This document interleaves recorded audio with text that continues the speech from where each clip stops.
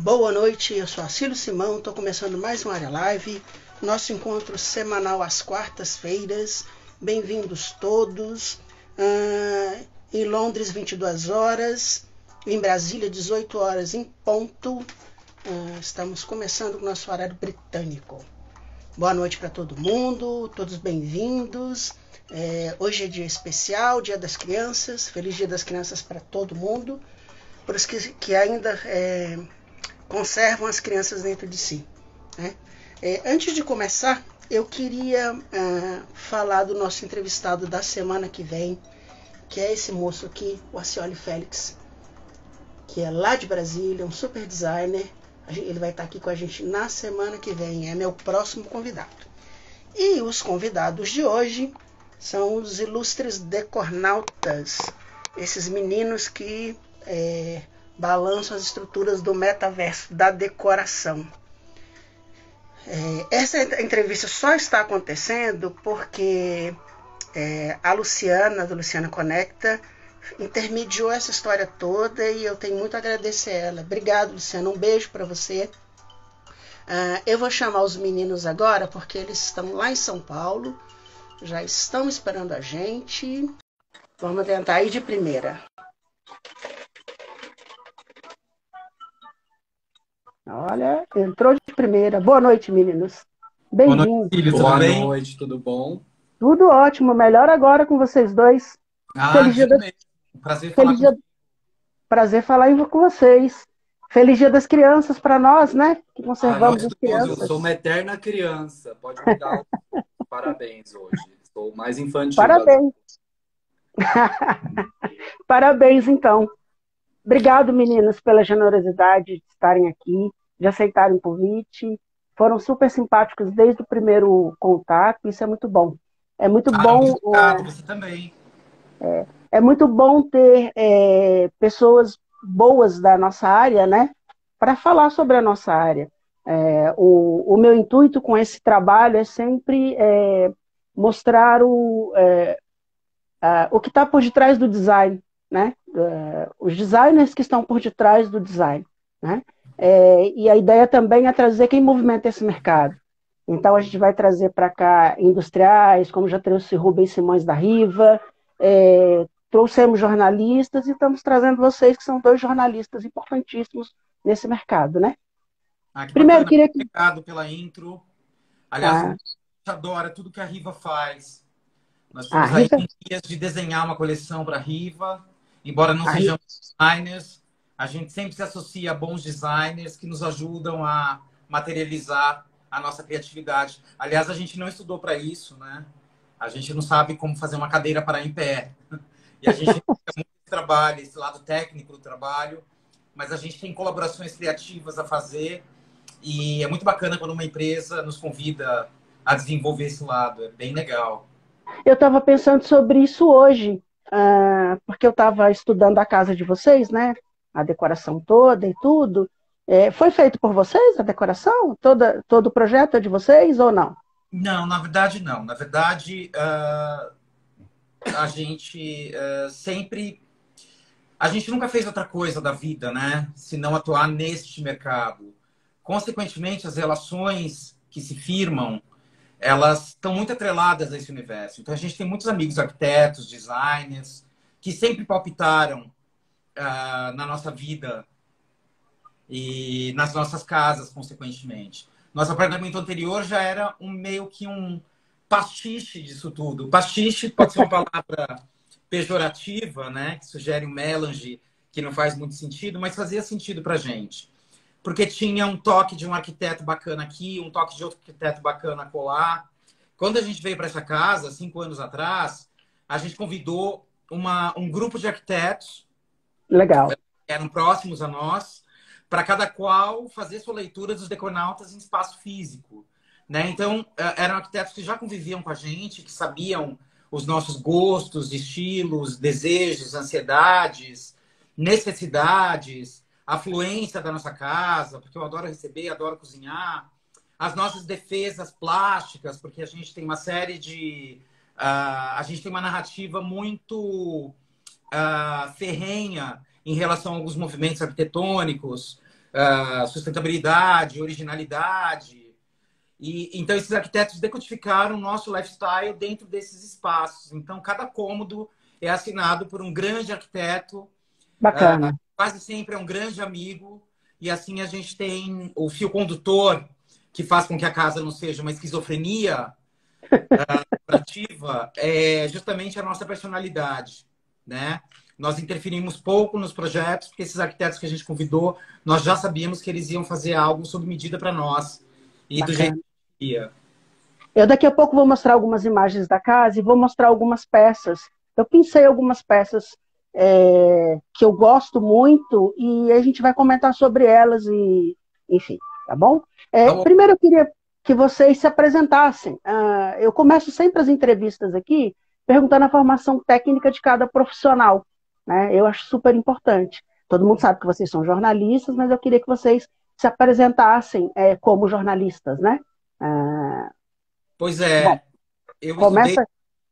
me formei em jornalismo e por 2 vezes tentei me formar em cinema. Eu não cheguei a me formar, mas eu estudei, Olha, que legal.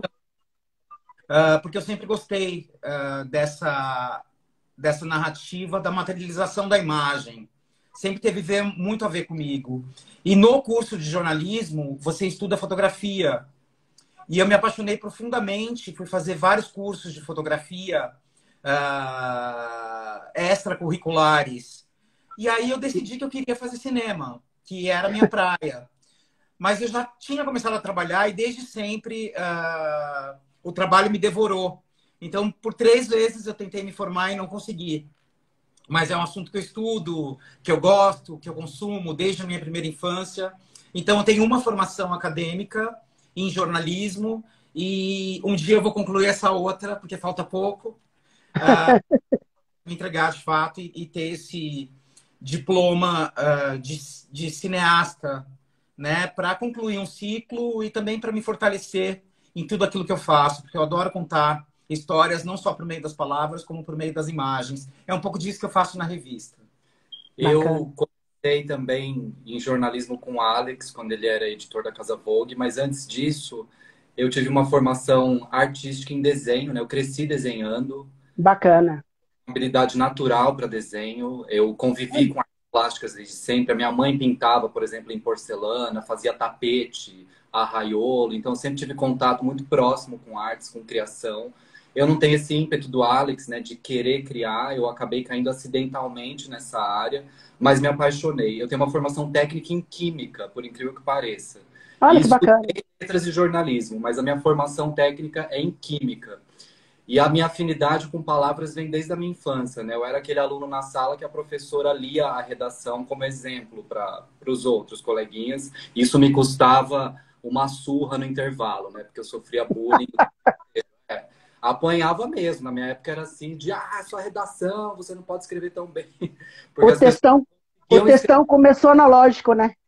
Então, as pessoas não conseguiam escrever. Eu me achava uma ameaça naquele contexto, né? Então eu cresci na resistência, defendendo isso com unhas e dentes. Quando eu encontrei o Alex, eu passei a desenvolver isso mais na área de jornalismo, a convite do Alex. Muito legal. Eu separei aqui algumas capas de revistas importantes que vocês dois participaram, né? Queria primeiro que o Alex falasse das revistas que ele fez parte, né? Que a principal, acho que foi Casa. Eu te conheci na Vogue, né? E eu queria que você falasse de algumas das revistas que você ajudou a melhorar, a consolidar no mercado de decoração, né? Isso é muito importante na parte editorial. E o André também, né? O André participou de revistas muito importantes também, da área de moda e de decoração, né? E eu queria que vocês falassem um pouco sobre essa experiência de vocês, antes das revistas de vocês, né? Pois é, a primeira revista que eu fiz como estagiário de jornalismo, que eu considero, é a Casa Vogue. Antes disso, eu tinha feito a revista do farmacêutico e tinha colaborado com matérias para outros veículos, né? Sempre na área de design, Alex? Sempre na área de design. Foi uma oportunidade mesmo, porque eu O- entrei na editora Carta Editorial para trabalhar na Carta Capital. porque ninguém estuda jornalismo, ou pelo menos naquela época não se estudava jornalismo, para escrever sobre design, né? Isso é um verbete muito novo no Brasil, é uma cultura nova no Brasil, né? E naquela época, meu sonho não era Casa Vogue. Eu queria escrever sobre música, grande paixão. Eu trabalhava com uma cantora famosa na época, Quem é? assessor de imprensa, que Quem era era? e aí eu queria escrever sobre música. E eu era muito politizado também. Eu sou da geração cara pintada. Queria escrever sobre política e mudar o mundo. Era muito interessado em economia. E a Carta Capital era uma porta de entrada perfeita para isso. Só que quando eu entrei lá, eu descobri que era um universo também muito opressor. E aí a redação vizinha era a da Casa Vogue. E aí eu adorava essa coisa de design. Eu tinha um tio arquiteto. Eu não lia Casa Vogue, mas lia Casa Cláudia na infância. Então, eu tive uma grande oportunidade pelas mãos da Clarissa Schneider, que me contratou. Eu fui indicado por uma grande amiga, Camila Gabriel, também jornalista, que se formou comigo. E me apresentou a Clarice. A Clarice gostou do meu trabalho. Clarissa Schneider, que é uma grande referência, uma grande amiga até hoje, né? Ela saiu da Vogue para criar Bambu. E a Clarissa que me deu a oportunidade, porque eu tracei uma escalada profissional muito grande na Vogue, né? Então, de estagiário para assistente de redação, para redator, redator-chefe, editor-chefe, depois diretor de redação, cargo máximo, quando a Clarissa saiu. Foi meio que a minha história com a Casa Vogue. Foram 10 anos de Casa Vogue. 10 anos. Vogue para criar uma revista nova chamada Wish Casa, que foi um grande remeleixo no mercado, porque era uma revista muito moderna, que a gente fez em parceria com o Tyler Brulé, que é o criador da Wallpaper. Então foi uma experiência muito bacana também, uma experiência de design gráfico, que foi avassaladora, porque foi muito novidadeira. Depois recebi um convite muito desafiador para reposicionar um título, que era um título B, para uma revista A, que era Casa com K. E aí o André, que tinha começado comigo lá atrás, porque eu indiquei para escrever para a Vogue RG, ele tinha saído para trilhar uma carreira na moda, ele vai contar para vocês agora, mas eu cooptei o André de volta. Então o André volta a trabalhar comigo na Casa com K, nesse reposicionamento. Depois criamos juntos a revista Giz, que foi também um grande fenômeno, uma grande mobilização. Foi, deu um abalo no meio da decoração gigantesco, assim. Só se falava nisso, né? Foi um grande Parabéns. Não. Sucesso até hoje. É verdade. Eu tive uma carreira paralela, como o Alex explicou. Comecei com ele, por indicação dele, na Vogue RG, cobrindo uma sessão que se chamava Destaques Internacionais. Todo mundo na Vogue falava inglês, então não se tratava disso. Mas as pessoas, não havia um repórter designado para isso. O Alex me indicou e eu ocupei essa função durante um ano, mais ou menos, um ano e meio. E imagina, eu tinha 20 e poucos anos de idade e tive a oportunidade de entrevistar Beyoncé, Alicia Keys, George Michael, o Boy George, o Prince. Olha, que incrível! Winfrey. Então foi assim uma grande experiência, um grande laboratório, um grande privilégio, né? Tive uma oportunidade incrível. E aí o Alex me indicou para um amigo dele, o Ailton Pimentel, que já se foi, um grande jornalista baiano que morava aqui em São Paulo e que era uma pessoa extraordinária. E aí, com o Ailton Pimentel na equipe dele, eu migrei para o São Paulo Fashion Week, para a produtora que fazia o São Paulo Fashion Week na área de conteúdo. Então, eu cuidava do site e de todas as publicações que derivavam da Luminosidade, que era o nome da empresa. A gente fazia o site oficial do São Paulo Fashion Week, o site oficial do Fashion Rio e uma revista de arte, uma revista de moda arte, né, que se chamava Meg, que foi uma revista também muito importante naquele momento, 2004, 2005, eu tô falando de 15, 17 anos atrás, mais ou menos. Quando a coisa estava bombando, né? Assim. Muito bombando, A Meg tinha uns ensaios editoriais surreais, assim, a equipe inteira viajava para a África, a equipe inteira viajava para Berlim, então era um outro momento do mercado editorial, ainda havia recursos, ainda havia uma resistência bem maior do que hoje em dia, né? Nós somos sobreviventes nos impressos com a Popsi, mas naquela época era... Depois da minha experiência no São Paulo Fashion Week, na verdade, eu fui abordado pela Joyce Pascovitch, no meio de um São Paulo Fashion Week, ela foi até a sala onde eu trabalhava, e apontou para mim na frente das pessoas e falou: eu quero você trabalhando comigo. E eu estava no meio do evento. Olha que bacana. Joyce, deixa passar a temporada, eu já estava um pouco saturado da moda, porque a moda teve esse efeito sobre mim, né? Ela me saturou, ela me drenou de alguma forma. A moda é muito acelerada, né? Tudo muito ao mesmo tempo agora. E isso me trouxe uma velocidade importante que eu não enxergo na arquitetura e no design. Eu acho as pessoas da arquitetura e do design um pouco, não lentas, não é a palavra, mas o É outro conceito. time, na verdade. A moda tem aquele calendário insano de 4 coleções por ano, e hoje em dia é prêt-à-porter, noiva, super luxo, tudo ao mesmo tempo agora, né? Não sei como é que eles dão conta disso tudo. Isso me atribuiu essa velocidade que eu acho importante hoje para o meu trabalho, mas também me drenou de certa forma e eu resolvi migrar para a Joyce, que era uma revista de cobertura social, não era uma revista de moda essencialmente. E lá eu fazia todas as publicações. Eu fazia a JP, fazia a Modo de Vida, que era uma revista de decor, mas que não era uma revista tradicional de decor. E fazia também algumas coisas para Poder, que era uma revista mais de política e dinheiro que a Joyce tinha. Fiquei lá durante uns 3 anos e migrei de novo a convite da Érica Palomino daquela vez para fazer a Maravilhosa. maravilhosa Érica Fundamental, uma pessoa essencial na minha trajetória, me deu muita visibilidade, acreditou muito no meu talento. Assim como o Alex, a Érica foi uma pessoa que deu vazão para mim, né? Que apostou em mim. Porque eu vivi muitos momentos de saber que eu podia fazer as coisas e de enxergar meu potencial e de não ter uma oportunidade. Essas pessoas me deram uma oportunidade para que eu pudesse ocupar um espaço. E a Érica foi uma delas. Fiquei Bacana. oficial e aí eu migrei para esse processo que o Alex falou da Casa com K e desde então a gente está juntos. E aí que nascem os decornautas ou não? Quando é que surgiu essa história decornautas?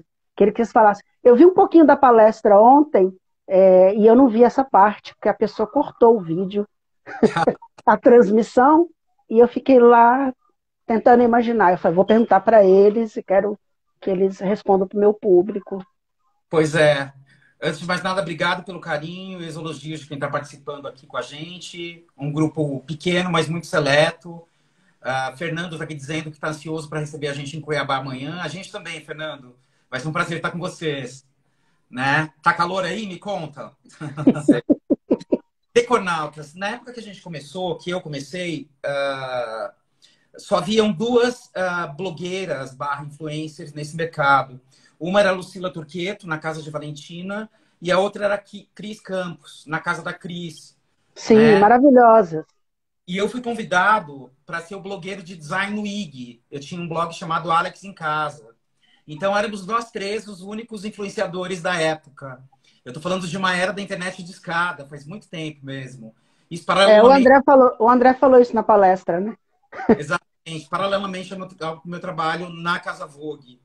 E aí, algumas pessoas já comentavam com essa coisa de ser um internauta que escrevia sobre decor, design e arte. E aí, uma vez, um jornalista do Estadão perguntou para a gente, na verdade, ainda era eu sozinho, quer dizer que então você é um internauta, que era o termo muito usado, que escreve sobre design decor, você é um designnauta, ou você é um decornauta. Eu falei, isso, boa, eu sou um decornauta. E aí Olha que legal. abri a conta e no Instagram, quando o Instagram começou a acontecer de fato, e aí foi a gênese dessa história. Aí virou livro, e virou um carinho, às vezes um apelido às vezes carinhoso, às vezes com alguns desdobramentos meio jocosos, mas que a gente acha muito engraçado, tipo detonautas, em época de casa cor e etc. Muito bacana. E aí, vocês começaram já no Instagram, né? Eu tive um processo um pouco diferente. Eu comecei com um site mesmo, editado no braço, manualmente, sem saber de nada disso, quando sou jornalista. E depois, quando eu encerrei o site, eu abri as redes sociais. E mantive as redes sociais abastecendo assim, sem compromisso, né? Porque quando o site estava no ar, eu ficava até 24 horas sem dormir para editar semanalmente, né? E para mandar mailing, era tudo feito manualmente, não tinha nada eletrônico, nada muito sofisticado. Então, era um mailing de 10 mil pessoas e tinha que mandar e tinha que divulgar, enfim, né? E aí eu meio que enchi o saco disso e encerrei o site, só que mantive as redes sociais, né? sempre sem muito compromisso. E agora eu estou retornando com um projeto que é o Área Live, que são as entrevistas com os designers. Comecei meio de brincadeira e já vamos fazer um ano de projeto no ar, graças a Deus. Bacana, vida longa ao área. Obrigado, obrigado, obrigado. Bom, e aí vocês se uniram e fizeram e montaram os Decornautas, né? Criaram a plataforma.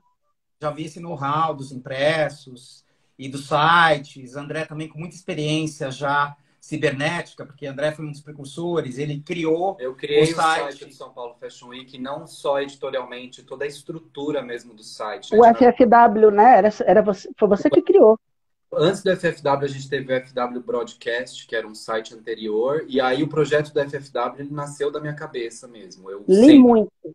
Não era uma empresa, a empresa não tinha essa vontade. E aí um dia eu montei uma apresentação com a minha equipe e levei até o Paulo Borges, marquei uma reunião com ele, falei, quero te mostrar uma coisa. Aí mostrei, falei, o site precisa ser assim. E a missão do FFW, na minha cabeça, era conter o maior acervo de desfiles, de fotos de desfiles do Brasil. E essa missão foi cumprida, né? Hoje em dia, até hoje, eu mesmo consulto o FFW quando eu preciso ver um desfile específico, porque eu conheço toda a ferramenta de pesquisa, porque fui eu que determinei a hierarquia de navegação. Então, eu sei encontrar muito facilmente as coisas e também eu ouço esse retorno dos amigos, enfim. Então, eu tenho essa experiência ampla com sites, né? Para mim, é muito fácil lidar com essas coisas digitais. Eu sou da época em que se fazia site que você tinha que colocar negrito na linguagem de programação, né? Não tinha negrito. Você tinha que colocar chaves com B, fecha chaves, enfim. Então, para mim, isso tudo é muito fluido, né? Entendi. Intelectual de tudo na nossa empresa, no nosso entorno, Decornautas, Pops, enfim. Eu sou mais uma figura de execução mesmo. Bacanérrimo, bacanérrimo. Eu tenho lido o site de vocês nos últimos dias bastante, o Instagram, na verdade, né? Os tais textões que são muito bons e a gente não consegue parar de ler. e eu tenho lido os comentários e é muito interessante porque vocês respondem todo mundo.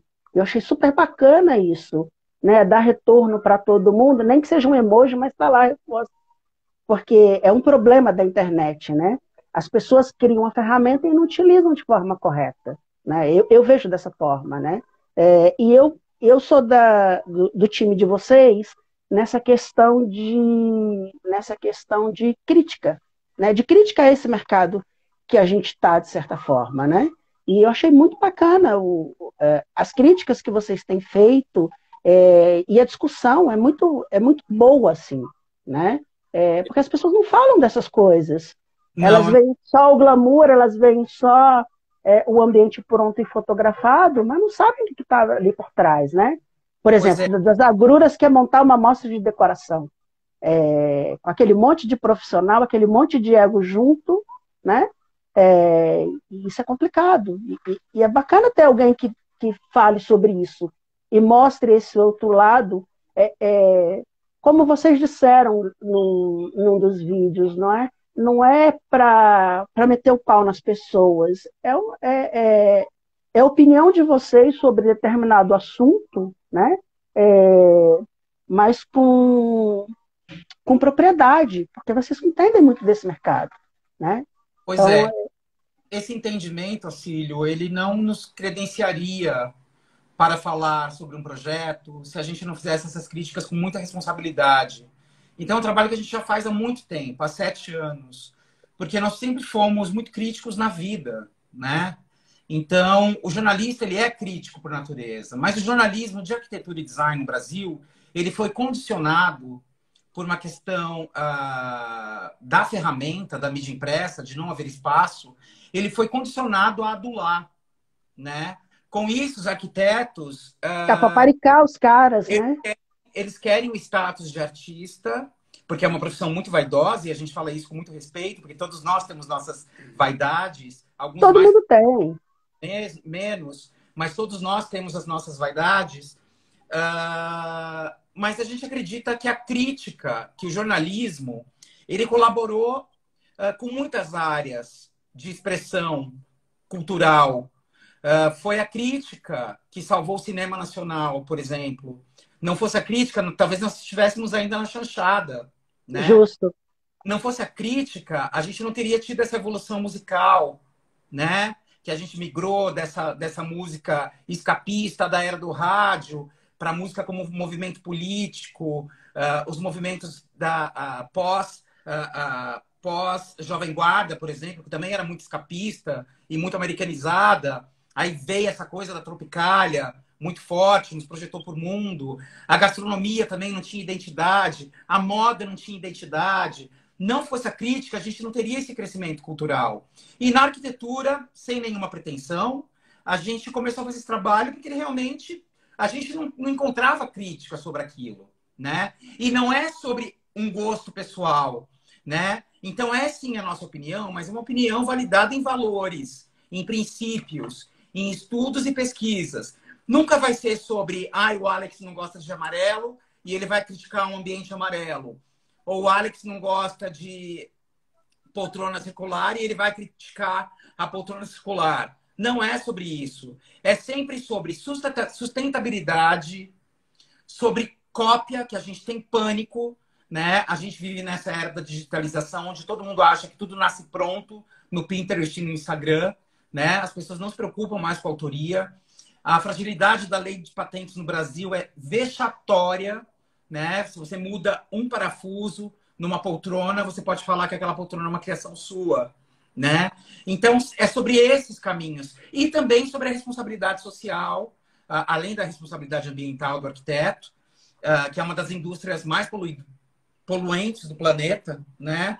A gente fala muito sobre a responsabilidade comportamental, né? E nessa última série, a gente pegou especificamente um caso, sem expor os profissionais, a gente pegou especificamente um caso que foi muito polêmico. Mas é um trabalho que a gente faz desde sempre. Eu não tinha nada contra esse profissional. Pelo contrário, embora eu não o conhecesse muito bem, rebobinando a fita, a gente havia até elogiado o trabalho dele em projetos anteriores. Mas eu fui puxado um dia na Casa Cor por uma arquiteta muito nervosa, chorando. Olha, só vocês têm coragem de falar, eu tô com esse problema. E me levou para uma outra arquiteta que também estava chorando. E aí relatou lá, enfim, tudo que está na série, que eu não vou contar aqui. Mas quem quiser rebobinar essa fita, foi o recorte mais polêmico de Casa Cor esse ano, né? Que foi o comportamento desse arquiteto. Porque é uma profissão muito elitizada e a gente vive numa era em que finalmente valores como respeito e bullying, né, estão super balanceados, ou deveriam estar, né? Porque a gente vive uma época também de lacração que é absurda, né? Que devasta as pessoas publicamente, né, pública, como acontecia ceifa as pessoas, né? De uma forma cruel. Exatamente, todo mundo é cancelado e tal. E nos bastidores, você que defende posturas antirracistas, antimisóginas, anti-homofóbicas, você se comporta como um senhor de engenho do século passado. Então, isso é muito grave, né? É uma profissão que forma opinião, é uma profissão que gera uma fatia muito expressiva da economia no Brasil, né? A construção civil, ela movimenta aí cerca de 8% do PIB, abarcando o mercado da arquitetura. Isso é muito. Então, a gente tem que trabalhar com esses processos de conscientização. No jornalismo, que é uma profissão que eu levo muito a sério, eu levo o meu trabalho muito a sério, eu não vejo como escrever de uma forma chapa branca, né? Eu venho também de um histórico que é a própria moda, né? Com a Érica Palomino, antes mesmo da gente começar com essas críticas de design, eu tive uma experiência enorme com crítica de moda. E uma crítica de moda muito específica, né? Que envolvia uma certa literatura mesmo, né? Uma poesia. A Érica tinha um texto muito cheio de referências culturais e, ao mesmo tempo, muito penetrante do ponto de vista da crítica. Eu me lembro de um episódio específico no Fashion Rio, em que a gente fez uma crítica a um estilista, e esse estilista foi reclamar para a organização do Fashion Rio, que era a empresa onde eu trabalhava, e os diretores foram até a sala onde a gente trabalhava pedir para tirar aquela crítica do ar. E eu estava naquele momento na sala. A Érica, embora seja uma grande referência, ela era uma das pessoas da minha equipe. Eu era o editor-chefe do site e ela era, abaixo de mim, a editora de moda. E a gente até brincava com isso o tempo todo, né? Porque era uma situação surreal. E aí, quando Eram me pedir, eu olhei para a Érica e a Érica respondeu eles. Ela falou assim: vocês querem que eu publique uma receita de bolo no lugar da crítica que a gente fez? Porque é isso que faziam os jornalistas na época da ditadura, quando eles não podiam publicar um conteúdo específico no jornal. Eles publicavam receitas de bolo que não davam certo, né? Então o bolo tinha 1 quilo de sal, o bolo tinha 500 toneladas de chocolate. Era uma receita absurdamente impossível que era para fazer uma denúncia velada à censura. E eu me lembro de ver essa cena acontecendo na minha frente e aquilo me transformar demais, né? Me tocar profundamente. Ali eu entendi o papel e a importância da crítica. Quando eu migro para o design e encontro o Alex já com essa vontade de fazer crítica, eu acho que, de certa forma, eu também opero como um catalisador nessa direção, né? De vamos com tudo. E a crítica, realmente, como o Alex explicou, não é um enxovalho, não é uma opinião banal e não é uma maledicência. A crítica, ela é um convite a um novo raciocínio. Justamente. E a gente tem que lembrar também que eu não sei especificamente qual foi esse caso, enfim, eu dei uma lida assim, por alto na história toda, né? Mas teve um caso de racismo numa casa-cor bem antiga, com uma profissional aí que foi, foi presenciado por uma jornalista da Folha. Essa mulher foi denunciada e ela ficou um bom tempo fora do mercado. As pessoas procurem aí, porque essa história real aconteceu. A gente que é da velha guarda sabe dessa história. Não citaremos nomes porque não é o nosso caso, né? Vamos falar de coisas alegres, né? Depois você história, porque eu preciso saber, porque eu desconheço. Eu conheço um caso de racismo. Vou te mandar depois em off para você saber quem é. Te digo o nome da profissional, porque foi um caso chocante na época. Assim, a profissional ficou muito tempo fora do mercado. E quem conhece esse mercado há muito tempo, mais de 10 anos, vai lembrar dessa história, né? E outras histórias também. História Né? que também faz mais ou menos esse tempo, talvez um pouco mais, mas não houve nenhuma denúncia, não houve jornalista da Folha e tal. E foi uma história que foi abafada porque ela pagou por segurança que ela tinha ofendido. Né? Ela comprou o silêncio dele. Se for uma história, ela não foi uma história publicada. Né? Mas, enfim, depois você me conta em off. Depois a gente conta em off. A gente tem muita coisa para conversar no final das contas. Bom, queria que vocês falassem de um assunto que eu vi ontem vocês falando na palestra, e eu queria puxar esse assunto agora. A gente tem muita coisa para conversar. Eu vou tentar não tomar muito tempo de vocês. E ontem vocês estavam falando, né, sobre o futuro. Já que a gente está falando de Instagram, vocês começaram no Instagram, e eu também hoje estou fazendo uso do Instagram, sobre o futuro, né? Porque o Alex acha que o Instagram permanece ainda. O André tem uma outra opinião. Eu queria que vocês falassem um pouco sobre isso, por favor. Eu vou deixar a fala com o André, porque ele tem muito mais autoridade digital para falar sobre isso. O André Manda bala, André. Muito plugado, e eu sou mais analógico, embora eu tenha também me conectado há algum tempo e tenha sido um dos pioneiros nessa coisa da informação na web. O André é muito mais atualizado, ele lê muito sobre isso, então, embora a gente divirja nessa opinião, eu aconselho vocês a seguirem a opinião dele. Eu acho assim, primeiro de tudo, quem está a fim de entender um pouco mais deve seguir algumas pessoas-chave. A principal delas aqui no Instagram é o Mosseri, que é o CEO do Instagram, Mosseri. Qualquer pessoa pode segui-lo, o perfil dele é aberto e todos os dias ele posta vídeos explicando as alterações que estão sendo feitas no Instagram. Por exemplo, os stories que agora duram 1 minuto e meio. Ou então essa nova dos Reels, né, da audiência toda ser direcionada para os vídeos. E ele não é uma vontade, um desígnio do Instagram, mas sim uma entrega do Instagram para a vontade que as pessoas estão exigindo, né? As pessoas estão querendo ver mais vídeos, as pessoas estão querendo que os stories durem mais tempo e o Instagram só está entregando o que as pessoas querem. Essas pessoas querem isso porque existe uma outra rede que eu considero que ninguém deu atenção, eu mesmo não tinha dado atenção. A minha sobrinha me contou do TikTok tem 5 anos. A minha sobrinha Isabela. Quando ela começou a usar, ela me falou do TikTok. Eu entrei, achei uma chatice na época, não entendi nada e não evoluí. E isso ficou incubado, né? Ficou congelado paralelamente. Recentemente, com essas alterações que começaram a ser implementadas no Instagram, eu voltei a prestar atenção no TikTok e percebi que todas, Não existe uma única alteração que está sendo feita que não seja derivada do TikTok. Tudo. A forma como a gente está navegando no Instagram hoje é idêntica ao TikTok. O direcionamento para os vídeos da audiência é idêntico ao TikTok. A concentração de todo o conteúdo em um canal único, né? A gente vai ver esse esvaziamento, a gente não vai ter mais feeds no Instagram. Como é o TikTok, você vai ter um único feed onde tudo acontece. Todos os vídeos, todas as fotos, todas as marcações, não tem mais aquela hierarquia. O Instagram é uma ferramenta muito burocrática ainda. Os bots são muito burocráticos. E a pior parte para mim, e aí eu acho que o Instagram é o momento em que o Instagram vai perder essa batalha. O Instagram vai perder essa batalha porque os bots, eles são programados para copiar as regras do mundo real. E as regras do mundo real não interessam mais para as pessoas. Por exemplo, o racismo, ele é um componente estrutural do mundo real. O Instagram copia isso para os bots. Então, os bots, eles agem de forma estranha porque eles estão copiando as premissas do mundo real. Os bots são machistas, por exemplo. Se uma mulher tirar a camisa no Instagram, ela tem a conta excluída. Ela corre o risco de perder todo o conteúdo dela. Se você for no meu feed, você vai encontrar fotos e vídeos meus mostrando o meu tórax, que é igual ao tórax das mulheres. A diferença entre o peito de um homem e o peito de uma mulher é o machismo, é a misoginia. E o bot, ele copia e reproduz isso, né? Na minha opinião, o bot, ele tinha que fazer o contrário.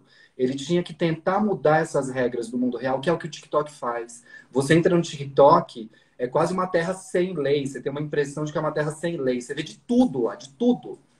E isso é muito É mais... mesmo? Muito, muito. Olha, Você vê de tudo. Faz um teste. Você vai ver as coisas mais bizarras, embora o bizarro seja um ponto de vista, tá? Porque cada pessoa tem uma percepção sobre o que é bizarro. Mas você vai ver coisas sim. muito bizarras no TikTok e coisas que você está acostumado a ver no Instagram. E você vai perceber que em qualquer ponta existe audiência, existe uma comunidade, existem pessoas interessadas naquilo.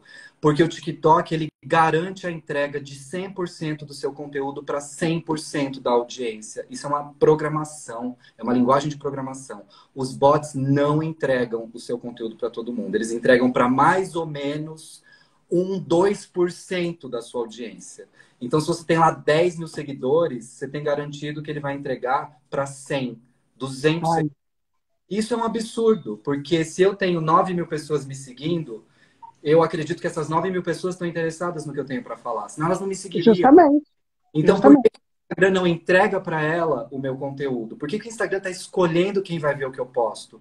É nessa estrutura que eu acho que o Instagram vai perder para o TikTok. O TikTok é muito mais acelerado, é muita gente jovem criando novas fronteiras, novos conteúdos. As dancinhas que todo mundo acha uma bobagem, elas não são nada bobas. Tem pessoa que paga, que comprou casa de milhões fazendo dancinha no TikTok, porque o TikTok ainda dá dinheiro para as pessoas, né? Você tá lá fazendo uma live, as pessoas te mandam dinheiro, elas mandam moedinhas, presentinhos que valem dinheiros em dólares, né? Então, assim, tem gente jogando carta de tarô no TikTok e ganhando em dólar, pagando o aluguel do Olha, apartamento de São Paulo.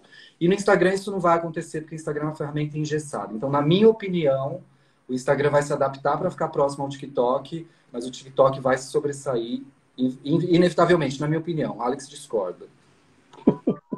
É isso. nesse ponto eu concordo com você.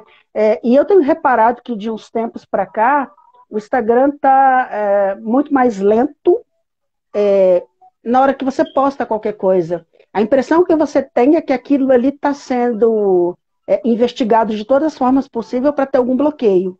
Por exemplo, tentei fazer um vídeo, a gente tem uma seção aqui que chama Vitrola, né? Onde a gente posta alguma música que tenha a ver com o entrevistado da semana. Eu postei um vídeo do Delight para vocês, eles bloquearam. Eu tive que excluir, É isso. sabe? Péssimo, causa uma sensação horrível na gente, de frustração, né? De impedimento. De frustração, porque por que tem que impedir algo que é uma divulgação para uma banda que nem faz sucesso mais, né? De certa forma. Então, a gente começa a questionar essas coisas assim, né? E eu tenho notado uma lentidão muito grande quando eu vou fazer qualquer postagem. A impressão que eu tenho é essa, sabe? De censura e de bloqueio o tempo todo, sabe? Eu concordo com você nesse sentido aí. Não conheço o TikTok, sinceramente, vou começar a olhar mais, vou seguir a sua dica. Quem sabe a gente monta um canal lá, né? Investigar. Vamos investigar. É sempre bom. Bom, eu queria mostrar agora um pouquinho da Casa dos... Antes eu queria que vocês tocassem num assunto, que é o seguinte. Vocês fizeram uma mega exposição agora no DW. Eu queria que vocês falassem sobre isso. A gente tentou até fazer a entrevista de vocês antes, porque a exposição foi prorrogada e tudo, mas eu já estava com a agenda fechada, eu não consegui encaixar. E aí eu queria que vocês falassem sobre isso, porque queria que vocês falassem sobre a exposição, como é que foi e tudo. Foi um evento do DW, né, que é bem bacana, e foi fora do circuito, né, que é mais bacana ainda. Queria que vocês falassem sobre isso. O DW é um evento, enfim, que mapeou o Brasil, né, nesse circuito, que é muito legal. E cada vez mais o DW está estendendo tentáculos, né? A ocupação do DW, por exemplo, no centro de São Paulo esse ano foi espetacular.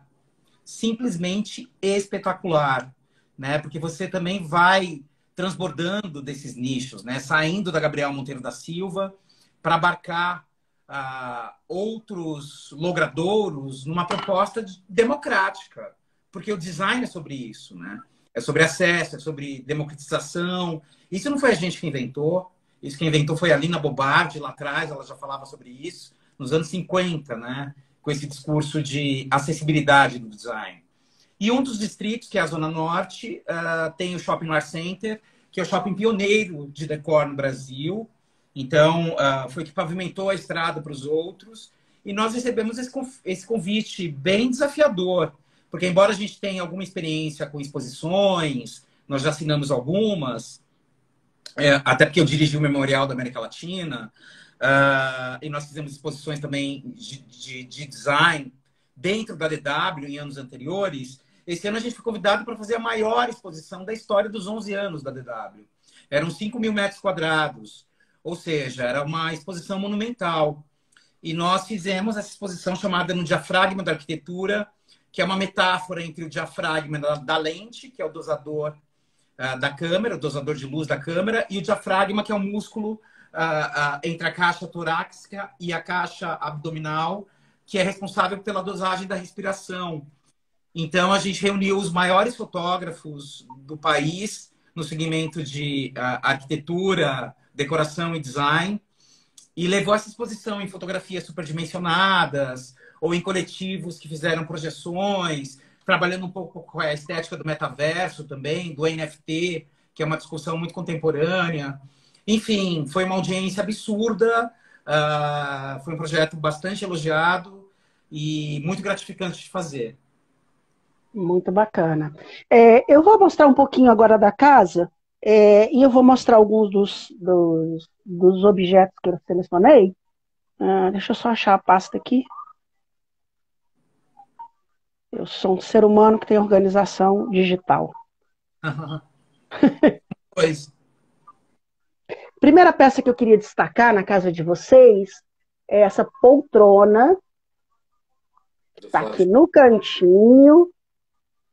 Eu puxei ela para a gente poder saber do que se trata, né? Porque às vezes na foto não dá para ver. Queria que vocês falassem um pouquinho sobre ela.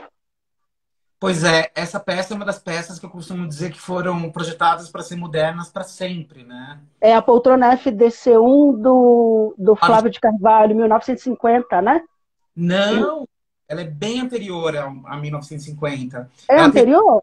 Ela teve um boom serial em 1950, mas ela foi projetada muito antes. Em 38, né? Para casa, para um projeto. Em 38, não é isso? Foi no final dos anos 30.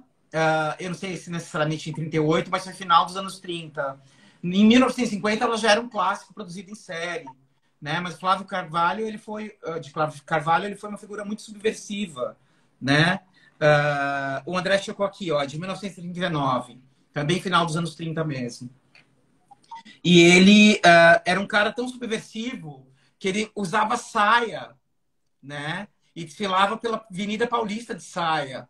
Então, ele já dialogava com essa estética do desconforto, né? é uma poltrona muito industrial, porque ela tem essas cintas apoiadas sobre 4 pés muito fininhos, que era uma estética de vergalhão.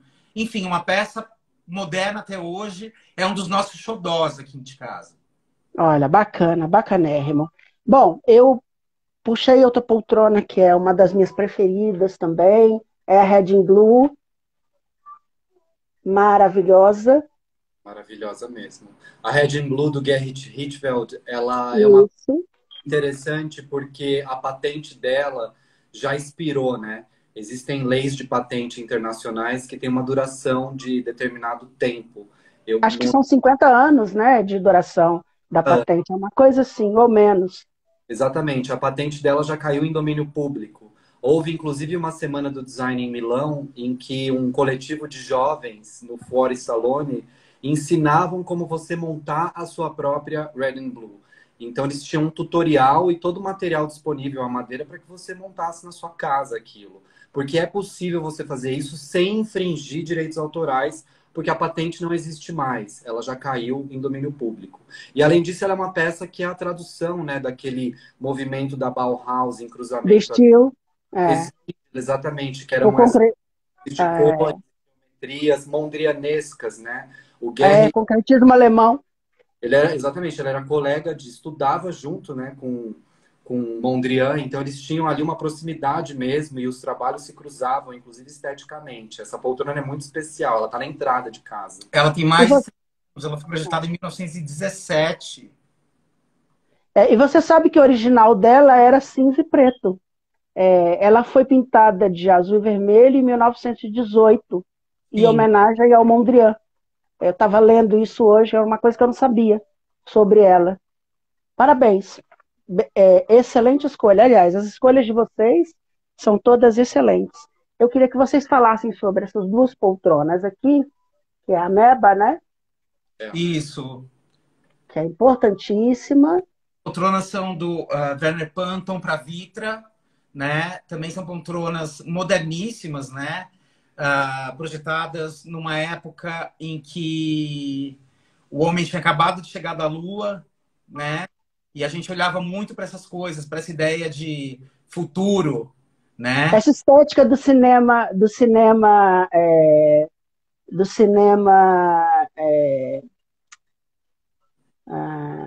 da ficção científica, né? Que a gente via na década de 60, Perdido no Espaço, Mas Star Trek. mesmo em filmes mais recentes e blockbusters, filmes feitos para serem campeões de bilheteria, tipo MIB, Homens de Preto, por exemplo, para citar Sim, Buster, que não é uma referência cinematográfica para a gente, mas que é uma referência de sucesso comercial. A ideia de futuro ela é traçada por meio dessas peças que foram projetadas mais de 60 anos atrás, né? A Saarinen, por exemplo, é uma peça que é a minha peça predileta, por exemplo, a poltrona Saarinen e a mesa Saarinen Tulip, né? Que é apoiada sobre um caule muito delgado, como a flor. maravilhoso. Eles usam a Moeb, eles usam a Saarinen para esboçar essa estética de futuro, né? Um futuro que já chegou 60 anos atrás. Então, isso é maravilhoso. O trabalho desses designers, realmente, para mim, eles são gênios e estão aí eternizados por meio de suas criações. Porque a casa tem bastante vermelho, né? É um vermelhão, assim, bem bonito. Estou de vermelho hoje em homenagem a vocês, lá da casa. O meu cabelo tá meio vermelho aqui no neon. Eu geralmente uso preto ou branco para não chamar muita atenção, mas eu vou pôr vermelho para os meninos, que eu acho que eles gostam. Então, Por quê? nossas contravenções, porque quando eu te falei que a gente confiava muito nos arquitetos que a gente chamou para fazer a nossa casa, não é também que foi tudo assim tão fácil, né? Foi fluido, porque eram pessoas com muita proximidade, mas houve muito alerta para gente de, olha, você não vai combinar vermelho com amarelo, vai ficar parecendo McDonald's, né? E a gente tem também essa coisa subversiva, não, mas a gente é ousado, a gente gosta da cor, a gente não acha a cor pesada, então vai na fé que a gente se responsabiliza. Então é uma defesa nossa esse uso extravagante da cor. O vermelho é uma das minhas cores prediletas. Não tem nenhuma relação política, embora também demete com as ideologias que eu defendo, né? Mas isso é consequência. Minhas casas são vermelhas desde sempre, né? E não há nada de partidarismo nisso. Mas o André está lendo, por exemplo, o Walter Ugumãe, que é um filósofo português da nossa adoração. E nesse livro, ele tem uma fala muito interessante, rememorando a infância, que quando perguntado sobre as coisas mais belas da vida, ele respondeu que as coisas mais belas da vida deveriam ser as coisas amarelas e vermelhas. E aí a gente pegou isso, né, André, recentemente, como uma defesa, mas também foi uma coisa absolutamente involuntária. Eu não conhecia, embora lesse Walter Ugumãe há algum tempo, eu não conhecia essa fala dele. E o André trouxe isso recentemente para o nosso storytelling, e é muito interessante. Eu concordo com ele. Eu acho que são cores muito vibrantes, com muita energia, não são pesadas. Eu costumo dizer que ninguém vai carregar uma parede nas costas, então você não tem que se preocupar com o peso de uma cor, você tem que se preocupar com a autenticidade do espaço que você habita, porque é ele que vai te inspirar. A cor, ela não tem um valor intrínseco, né? Ela tem um valor atribuído. Cada pessoa atribui um valor a determinada cor. É como uma obra de arte. Por isso que tem gente que olha para Mona Lisa e chora, e tem gente que olha para Mona Lisa e sorri. Porque quando você é confrontado por uma obra de arte ou por uma cor, isso é filtrado nas suas referências internas e as suas memórias afetivas, tudo vem à tona. E a sua conclusão de gostar ou não das coisas deriva disso, né? Mas a gente encontra cores em tudo à nossa volta, na natureza, né? Você olha uma joaninha, é vermelha com pintinhas pretas, e ela tem essa cor para se comunicar com o mundo em volta. Os outros insetos que são maiores do que ela, ou os répteis que poderiam comê-la, sabem que não podem comê-la. Porque os Por conta insetos da cor. indicação vermelha, amarela e preta é um indicativo de veneno. Então a cor é uma forma de comunicação na natureza. É uma forma de comunicação na cidade. Quando você olha para o semáforo vermelho e entende que você não pode avançar. Ou quando ele fica verde, você sabe que pode avançar. Isso é uma atribuição de valor, né? A gente determinou que é dessa forma. Então muitas vezes as pessoas rodopiam em torno do tema das cores, presas a essas premissas, né? Do que elas foram ensinadas. E a gente precisa se descolar disso e entender as coisas a partir da nossa experiência. E na nossa experiência, o vermelho é uma cor super relaxante e que pode É fazer... lindíssimo. É lindíssimo. E tem um detalhe, o vermelho é a primeira cor que o nosso olho enxerga, né? Em todas as cores. no É a espectro, primeira, exatamente, do é a infravermelho. primeira cor que o nosso olho enxerga. E você acaba indo para os tons vermelhos. Mas assim, tá lindíssimo, parabéns, eu gostei muito. Naquela foto tem um outro produto de design, eu acho que é o Banco Mocho do Sérgio Rodrigues. Queria que vocês comentassem, porque é um clássico do design também, né? Década de 50, gente? Tô ficando Sim, louco. a gente tem muitas peças do Sérgio Rodrigues, tem o Banco Moço, tem a Poltrona Mole, tem a Mesa Céu. Então, a gente gosta muito. Nem preciso dizer que o Sérgio Rodrigues é um dos designers brasileiros mais insensados do planeta, né? E é um dos caras que é frequentemente associado à nossa produção cultural nesse segmento da mobília. Então, é um cara que a gente coleciona, que a gente gosta. Eu estou muito de olho numas cadeiras de jantar dele já há algum tempo. Talvez tenhamos umas mudanças em breve aí na Decornautas Design House por conta disso, porque também é um movimento que a gente gosta de se atualizar. A gente não gosta de mandar nada para caçamba, mas a gente gosta muito dessa coisa de renovar, dessa energia criativa, produtiva do espaço que a gente habita. Né? E esses nomes são essenciais. A Lina Bobardi, o Jorge Zalzupin, o Sérgio Rodrigues. E o Sérgio Rodrigues a gente valoriza demais também, porque ele é essencialmente brasileiro, né? Porque quase toda a produção moveleira do período de ouro do design no Brasil, ela foi forjada por imigrantes, né? Imigrantes que adotaram o Brasil como pátria, né? No pós-guerra, a própria Lina, o Zalzupin, o Jean Gilon, entre outros tantos nomes. Mas o Sérgio Rodrigues, ele é um Brasil de dentro para fora, e não de fora para dentro, como são os outros. Embora estejam todos tatuados nos nossos corações e nas nossas narrativas. Mas ao Sérgio Rodrigues, esse atributo extra, né? A ele, ao Zanini Caldas, que também precisou acontecer lá fora primeiro, para depois reverberar aqui dentro, né? Fez sucesso primeiro na... Como os irmãos Campana, foi a mesma coisa. Precisaram fazer sucesso lá fora primeiro, para depois a gente começar a comprar em dólar, né? E euro, infelizmente, né? Bom, outro maravilhoso, cadeira Cobra Coral do Sérgio Matos. Pois é, Adoro esse moço. o Sérgio, para nós, é um dos designers mais geniais da sua geração. O Sérgio ele tem esse trabalho que tem uma plasticidade muito sedutora. As obras são lindas, são poéticas, são obras de arte, né? Estão muito nesse limiar. Porém, tem uma questão que Tem um disso. discurso real, né? O Sérgio tem um discurso real. Ele vive aquilo ali. Pista do trabalho do Sérgio, a responsabilidade social que o Sérgio tem ao desenvolver esse trabalho com comunidades ribeirinhas, De valorizando aquilo verdade. da ancestralidade, que é passado de geração para geração, né? Da geração no sentido de dinastia mesmo, né? Da tataravó que passou para bisavó, que passou para neta, para bisneta, para filha, e aí vai aquele pesponto, aquela forma de trabalhar, ele vai naquela cultura, insere o design e opera também na geração, no outro sentido, na geração de renda daquela comunidade. O Sérgio é um dos caras por quem a gente se joga na frente para tomar bala no lugar dele, por exemplo. Alguns anos atrás, o Sérgio chamou a gente com lágrimas nos olhos para mostrar uma cópia de uma peça incrível dele, uma cópia muito vulgar, assim. E ele é muito copiado, né? Ele falou isso aqui na live dele. Copiado hoje. E o Sérgio, ele nos procurou e a gente foi lá e fez uma resenha e a marca nos processou. Porque é aquilo que eu falei sobre a fragilidade da lei de patentes. Além da absurdo! não bastasse essa corrupção, eles ainda se sentiram no direito de se defender, dizendo que não foi o Sérgio que inventou o IP, né? Porque o balanço era o balanço IP, inspirado na folha do IP. Então, felizmente ganhamos o processo, mas é muita cara de pau da marca. E É cara de pau. É cara de pau mesmo.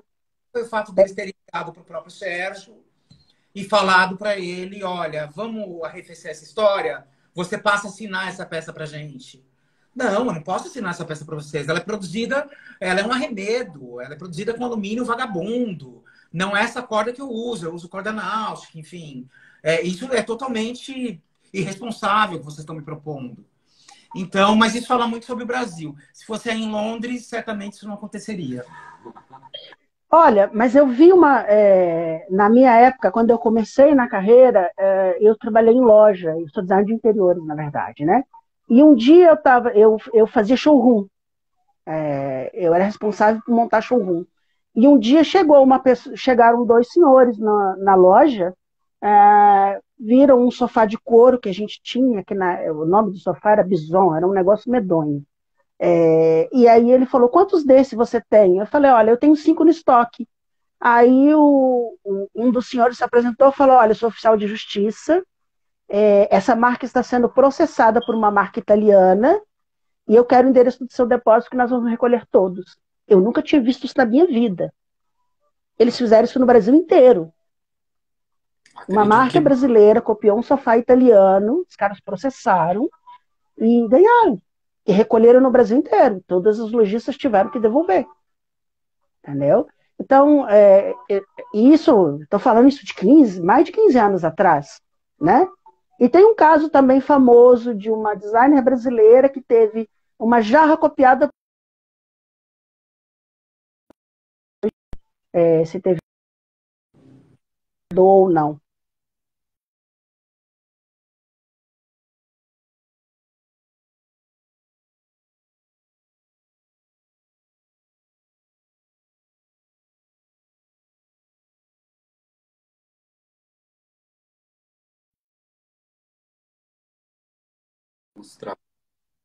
Foi.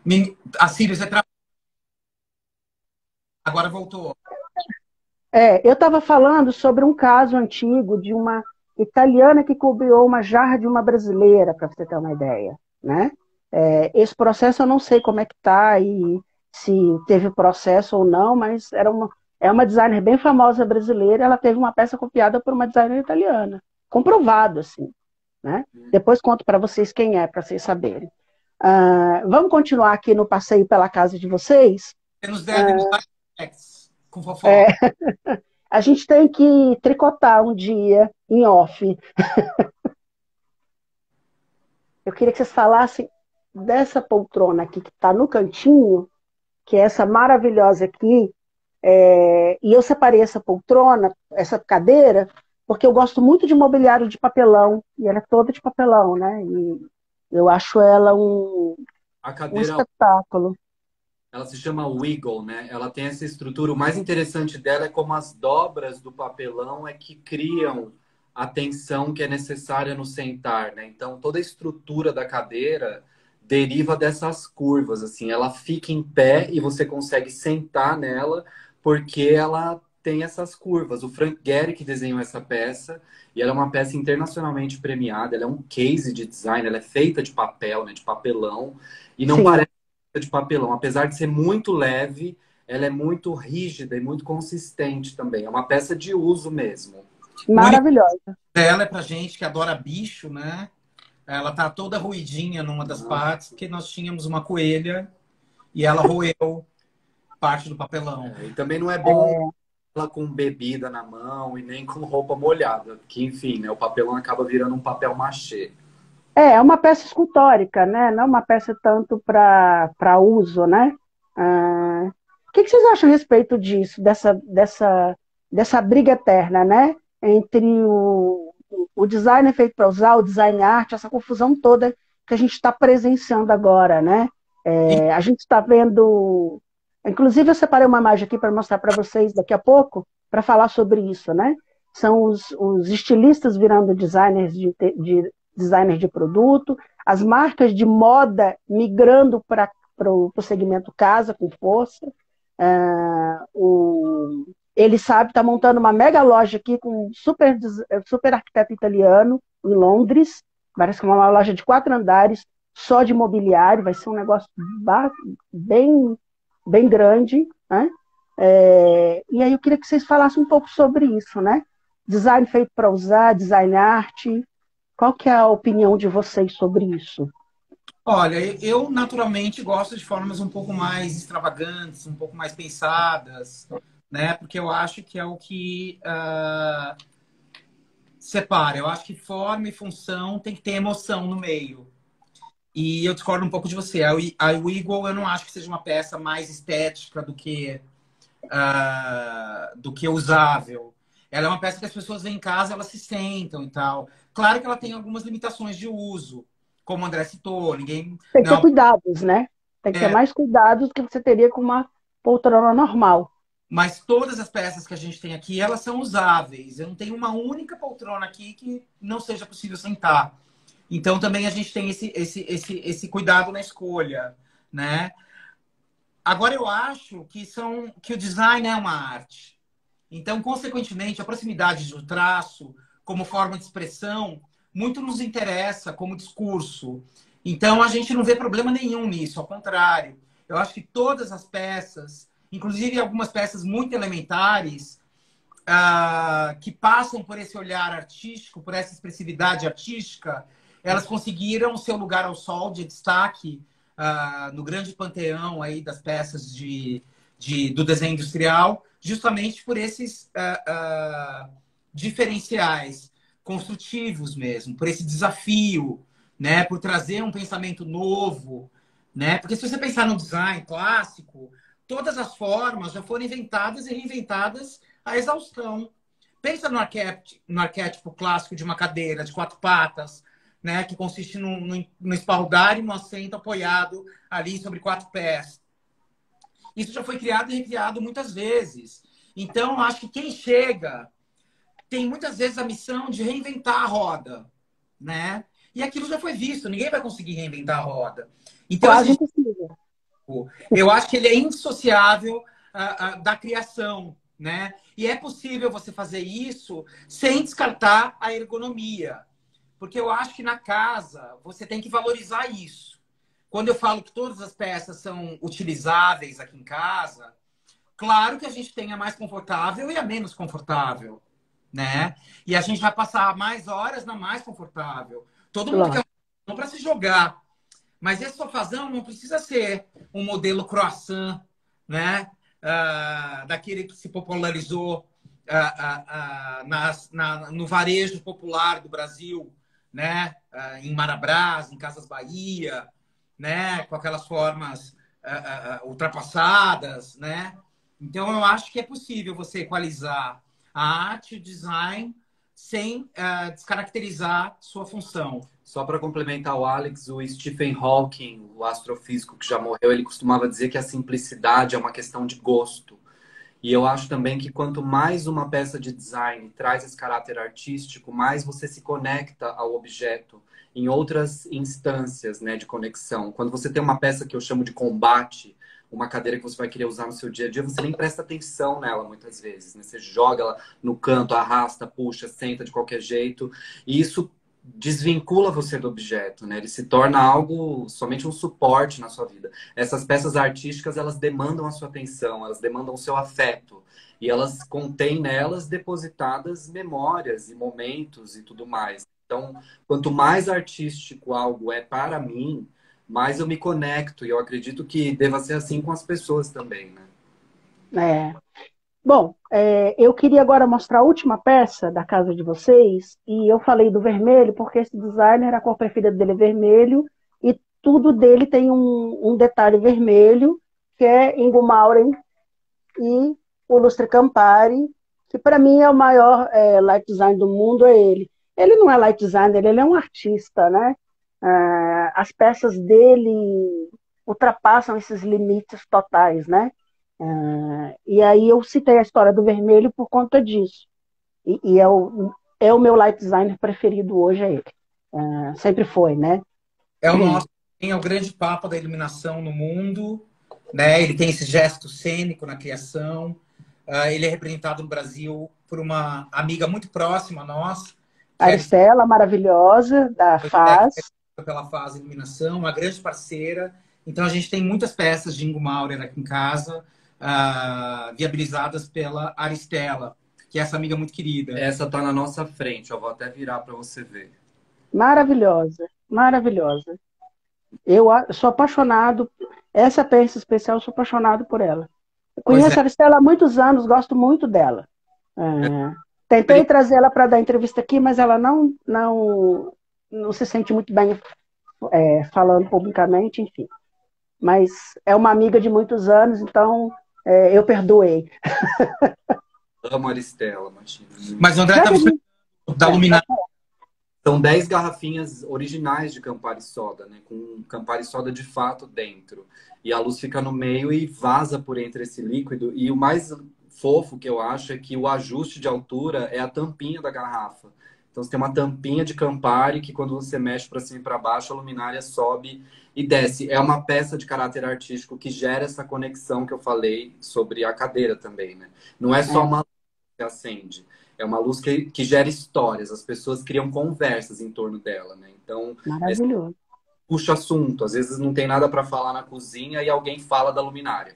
E aí a gente começa a lembrar de histórias. Então, tem objetos de design que tem essa função, né? De criar convivências e relacionamentos. Essa é uma delas. Eu vou migrar agora um pouco. A gente já falou bastante de design, está começando a falar de arte. Eu vou migrar para um artista agora e depois vou migrar direto para um estilista. Vou linkar as duas coisas, acho que vocês vão entender. Ó, Fornasete, maravilhoso. Vocês têm bastante em casa, né? Eu sou apaixonado por este moço italiano.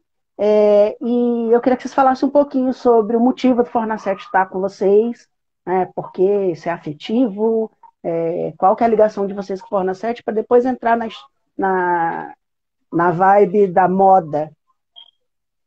Bom, Fornasete, quem me apresentou foi o Alex. Quando ele trabalhava já com design lá atrás, ele me introduziu esse artista e eu fiquei completamente apaixonado. E todas as vezes que a gente ia para Milão, ou que o Alex ia, ou que eu ia, ou em viagens, enfim, que a gente teve a oportunidade de fazer, a gente dava um jeito de trazer uma peça dele, ou um prato, ou dois, ou uma pequena vela, enfim. Então, a coleção que a gente tem, que é vasta, ela foi construída ao longo de 20 e tantos anos, né? Carregada no Que delícia. então, a gente batendo boca com os comissários e comissárias de bordo, porque não deixa a voar com a coisa no colo, e a gente tentando explicar que era uma porcelana frágil, enfim.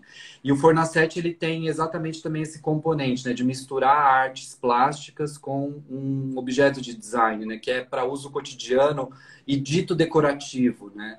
Embora eu dê muita importância, tá, para a decoração, eu não menosprezo de forma alguma. Eu acho que a decoração é o nosso exercício cotidiano da permanência. A gente querer manter as coisas como elas são, como elas estão, organizadas, dispostas, compostas, né? Isso é uma vontade humana de manter, de ser eterno, né? A decoração é o primeiro manifesto da permanência no nosso entorno. E o Fornasete conseguiu fazer isso com maestria, né? Porque na época em que ele criava essas faces, que são sempre as faces da mesma mulher, ele era fascinado por uma cantora de ópera chamada Lina Cavalieri, que na época em que viveu foi considerada a mulher mais bela do planeta. A mídia da época a considerava a mulher mais linda do mundo e ela era uma cantora de ópera excepcional. Então é como se ela fosse... Ela não era Beyoncé porque ela cantava ópera, mas ela era tão famosa quanto na época. E o Fornasete era encantado por essa figura. E E ele era uma naquela época ser famoso era mais difícil, porque não tinham as mídias sociais, a pessoa era famosa mesmo. coisa real. O Fornasete era fascinado por ela e não tinha acesso a ela porque ele era um artesão pobre, ele era um cara muito simples. E ele, fascinado por ela, começou a pintar obcecadamente o rosto dela, que são os iniciais, né? Eram as personificações dos personagens nas óperas. Então tem ela de homem, tem ela de mulher, tem ela de bicho, tem ela de rainha, tem ela de várias coisas. Hoje em dia ele já não está mais vivo, quem cuida da marca é o filho dele, o Barnabá Fornasete. E a sequência de rostos hoje é muito mais ampla, né? Muito mais. Lindíssimo. E tem muita gente jovem no estúdio Fornasete trazendo temas contemporâneos para esses desenhos. Eles fizeram, por exemplo, um, um prato na época que aquela banda russa foi presa. As meninas que andavam de touca foram todas presas. Eles lançaram um prato que era a Lina Cavalieri com uma touca, só o olhinho de fora. Então é uma marca que está nessa frequência contemporânea, né? De olho no que está acontecendo no mundo e reagindo instantaneamente. Até por isso a moda se aproximou recentemente, né? Como Degasson, Louis Vuitton, foram atrás na sede e converteram essas estampas que são super ilustrativas, né? Em roupas, em acessórios. Tocou no assunto que eu ia falar, que é o desfile de 2017, do Fornasete, que foi uma parceria com a Fundação, né? A Comedegação fez esse desfile, que era intitulado O Rei Está Nu, era uma coisa assim, inspirado na fábula do Rei Está Nu, e tinham as estampas, e quando eu assisti esse desfile eu fiquei louco, porque eu reconheci as estampas sem precisar de nada, né? E era isso que eu queria mostrar, né? Teve uma vez em Milão que a gente foi visitar a loja, que é um templo de design. Aliás, quem estiver em Milão, tentem visitar a flagship da Fornasete. Vale muito a pena a visita, não precisa comprar nada. Tinha um japonês usando essa roupa, que era um influencer japonês, e a hora que eu olhei, eu não tinha nem visto o desfile, nada ainda. Eu falei, gente, o que é isso? E era uma pessoa inteira de Fornasete comprando um daqueles cabinês, né? Um daqueles armários do Fornasete, que custam o preço de uma casa própria e sei lá como transporta aquilo para o Japão. Como Então, que transporta, mas eles dão jeito. eles dão um jeito. A Rei Kawakubo, quando resolveu fazer essa coleção, assim, acho que acertou em cheio antes de todo mundo, né? Porque ela fez isso antes do povo da moda enxergar essa manufatura, né? Ela foi atrás e os japoneses sempre muito na ponta da lança, na minha opinião. Os japoneses são os que lançam tendência, né? E que estão antenados, né? A gente vê grupos e grupos de japoneses aqui andando pelas ruas de Londres e você sai atrás, porque eles estão sempre de alta costura e muito bem vestidos, né? A grande questão da moda, assim, a mais penetrante, na minha opinião, que aconteceu foi nos anos 80, a entrada dos japoneses em Paris, né? Os japonistas, Rei Kawakubo, Junya Watanabe, o Issei Miyake, o próprio Kenzo. O Kenzo maravilhoso. Tem uma descrição na biografia do Kenzo em que ele conta uma história de que a Grace Jones deu uma surra nele na boate, uma surra de brincadeira com Dominatrix, porque ela não abriu o desfile dele. Ele colocou ela para desfilar, mas ela era tipo a quarta modelo. E aí, de noite, no Regines, que era uma boate em Paris, ela fez uma performance, chamou ele no palco e deu umas chicotadas no Kenzo. Então, eles tiveram um papel importantíssimo para a moda e confundiram muita gente. Na época que eles surgiram aqui no Brasil, eles eram chamados de talidomida, o que é uma coisa absurda. Talidomida é um medicamento que, se tomado em excesso, deixa a pessoa num estado catatônico. E aí, críticos brasileiros, se você pesquisar os jornais de época, Folha, que publicavam críticas de moda, não entendiam as roupas que os japoneses estavam fazendo, porque elas tinham uma manga maior que a outra, faltava um pé, era assimétrico, tinha um botão fora do lugar. E isso tudo que parecia esquizofrênico, na verdade, é o início de um questionamento muito importante no mercado da moda, né? De uma ruptura mesmo com padrões. E os japoneses são os responsáveis, na minha opinião. Japoneses, belgas, mas principalmente os japoneses. Eu queria migrar agora para um outro estilista, já que você gosta do assunto de moda, né? Você entende disso, e eu gosto muito de fazer essas referências cruzadas. Eu queria migrar para um desfile recente e para uma parceria também insólita, que é esse desfile aqui. Eu não sei se vocês assistiram, que é maravilhoso, e não dá para ver muito bem a bolsinha, mas essa bolsinha é Bausch Olufsen e ela é uma caixa de som. Vocês viram essa história? E as roupas tinham essas máscaras, né? Essas máscaras pretas, e era uma coisa meio bondage, meio sadomasoquista, né?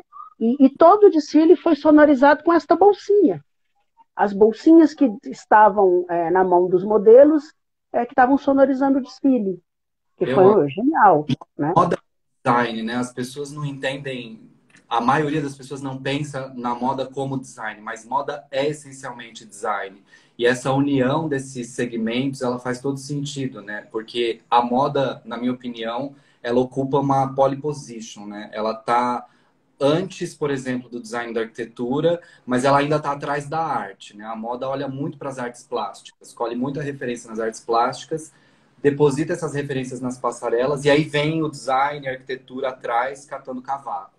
E quando a moda começa a mostrar isso, né, de um acessório de design pode fazer composição da sua roupa, do seu vestuário, é um recado que ela está dando para o planeta inteiro, né? É uma nova fronteira isso. As roupas vão ser cada vez mais inteligentes, cada vez mais interativas. Essa última semana a gente teve a Bella Hadid, se eu não me engano, aquela supermodelo, um vestido feito de impressão 3D em tempo real nela, né? Então ela parou no meio da passarela. Eu vi. Pessoas com essa máquina de impressão 3D imprimiram um vestido em cima dela. E aí a costureira entrava e fazia só um corte no desfile. Os arremates. E ela saía desfilando com uma roupa que foi feita em 10 segundos. Então, assim, isso é a moda experimentando novas fronteiras e mostrando para o mundo novos caminhos, né? O que é sempre muito bacana.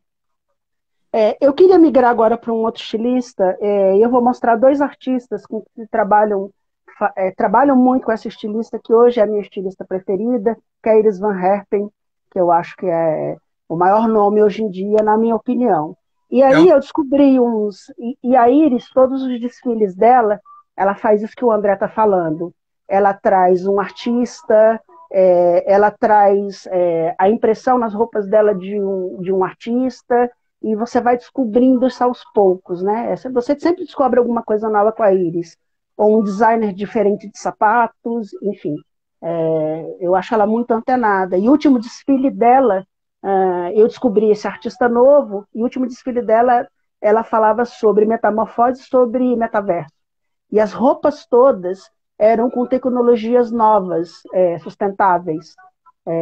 Então a Iris é uma dessas artistas, dessas estilistas que eu acho que ela não é nem estilista, eu acho que ela é mais artista. Né? Um salto, a primeira vez que eu vi uma peça dela era um salto que era todo feito de cristais de ametista, assim, a base do... Era uma coisa surreal, né? Porque não é algo que você imagina usar, mas funcionava ali na passarela. Então ela realmente nova fronteira, ela explora novas fronteiras. E, de novo, a moda ela tem esse papel, né? De muitas vezes a roupa que você está vendo não é uma roupa que você vai usar, mas é uma ideia para você pensar a respeito, né? Esse rosto coberto que você mostrou, por exemplo, é a moda também mandando um recado de, não é mais tão importante a cara das pessoas, né? Somos todos meio que a gente tem que ser todos meio iguais. E sair um pouco dessa coisa da supermodelo perfeita, né? De você ficar fascinado pela aparência de alguém. E a gente encontra ecos disso no mundo real, quando a Kim Kardashian, por exemplo, vai no baile do Metropolitan com a cara coberta, ou seja, a principal celebridade do planeta cobrindo o rosto no principal evento de moda, né? Uma coisa que a gente não imaginaria acontecer há alguns anos. Como assim? Ela tem que mostrar o rosto, tem que ver que é ela. Não, podia ser qualquer outra pessoa, inclusive, né? Eu não sei até hoje se era ela, porque ela estava. Então isso é um Vai que questionamento. não era, né? Vai que não era, né? Vai que não era. Vai que era um truque para enganar todo mundo. Você falou agora uma coisa, eu lembrei daquela entrada da Lady Gaga num show no MTV, no MTV Awards, dentro de um ovo, onde ela não aparecia, carregada, não sei se vocês lembram disso, que Foi foi ali. uma coisa, na época, né, que ela não aparecia. A Lady Gaga ajudou muita gente, né, a ganhar projeção. O próprio Nicola Formichetti, que é um grande stylist, enfim.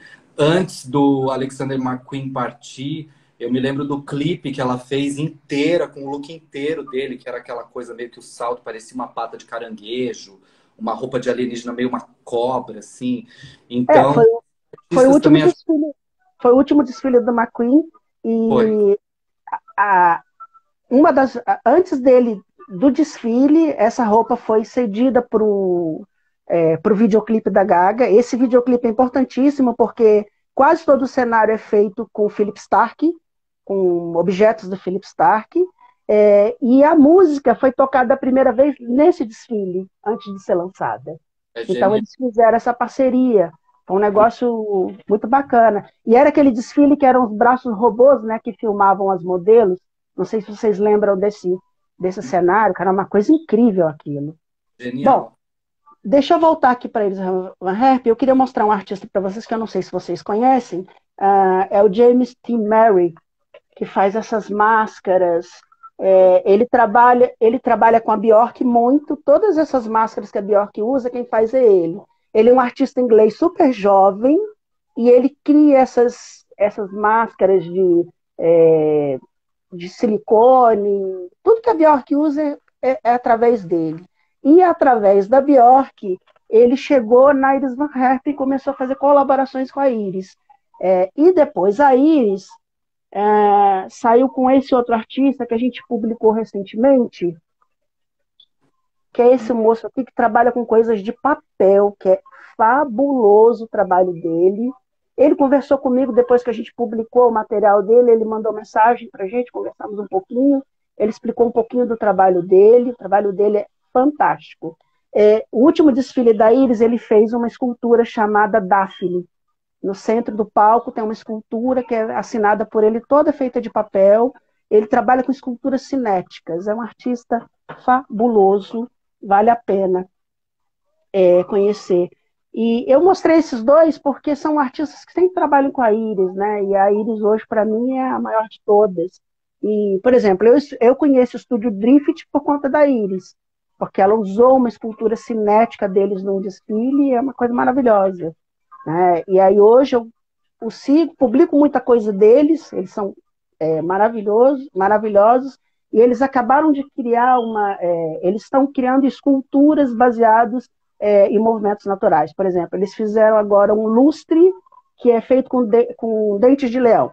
Eles pegam um dente de leão, prendem num LED e fazem um lustre todo composto com dentes de leão.